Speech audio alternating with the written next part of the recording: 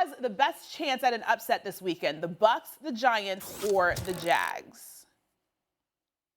It's the Bucs. It's the Bucs for me, and it's because of what we've been watching the Dallas Cowboys do. And Stephen A. brought it up. Dak Prescott. Dak Prescott has been turning the football over. The biggest common denominator in losing football games is turning the football over. So when I look at this game, and he's right, I believe Dallas is better than Tampa Bay. All right, but they are not better than Tampa Bay. They are not good enough to give the ball away and beat the Tampa Bay Buccaneers. That's the bottom line. We've seen Tom Brady. We know Tom Brady is in the playoffs. We know, though, also that when we watched this team in Tampa win the Super Bowl, it was really carried on the backs of their defense. And this defense has gotten healthier. They're playing better. They got guys on the back end. They've been riddled with injury for majority of the year. By no means am I saying Tampa should be better than Dallas based on what we've watched transpire all season long. But if there is a thing that stands out the most in these upsets, it's the fact that Dak has turned the football over, and we know that how much of a percentage that changes you winning the game. But also Tom Brady's still over there. And if you telling me that it's the potential of giving him extra possessions in the game, then that's enough for him to beat the Dallas Cowboys. You sound utterly ridiculous.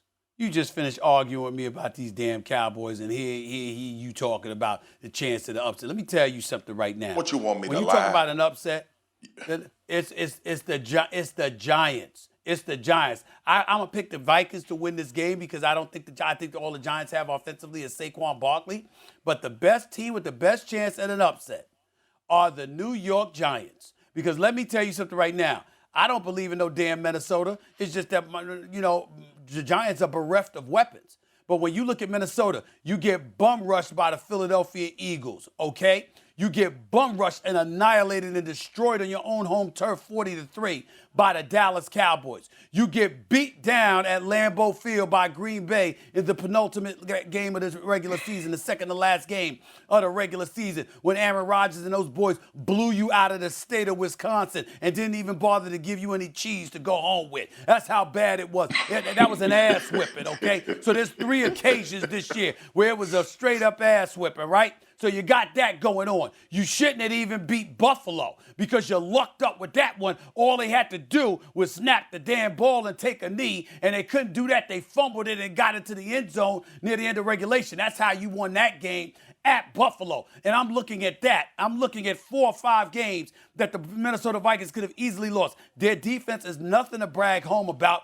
Don't get me started with Kirk Cousins and my lack of trust with him. Do I trust Justin Jefferson? Hell yeah. But he got humbled when he went up against a real secondary. They got up in him. I believe in the brother, but they got up in him. They humbled that brother, okay? Dalvin Cook is a stud. I believe in him, but I don't believe in Kirk Cousins, and I don't believe in that defense. The Giants, led by Brian Dable, a viable coach of the year candidate, a leading candidate for coach of the year honors because of getting the Giants into the postseason with 9 wins this season.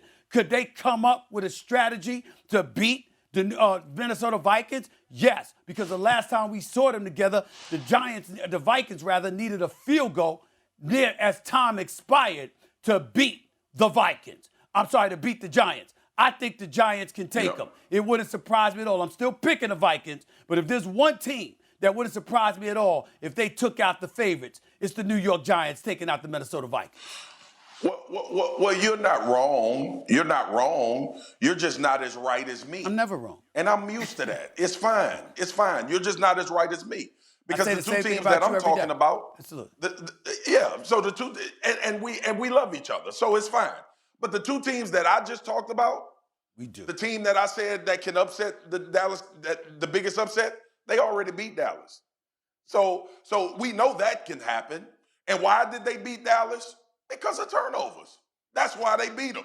Week 1 of the season. Now, I know that was a long time ago, but you went on your soliloquy and you brought up all of the old games that the Minnesota Vikings played, and I just brought up the game that Dallas actually lost. One of their losses on their schedule is to the Tampa Bay Buccaneers. So I think they have the best chance at the upset. Yeah. But that was in September. Shoot, back then you had an answer. Okay. I mean, we can't go by that. That was that long ago. That was that long ago. You know what I'm saying? We can't go by that. I mean, that was a long time ago, man. That wasn't recent. So I don't want to hear all that.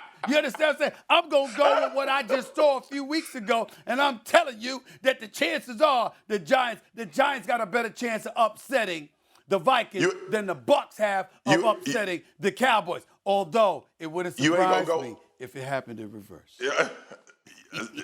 Go ahead, Christine. Go ahead. Thanks for watching ESPN on YouTube. For live streaming, sports, and premium content, subscribe to ESPN+.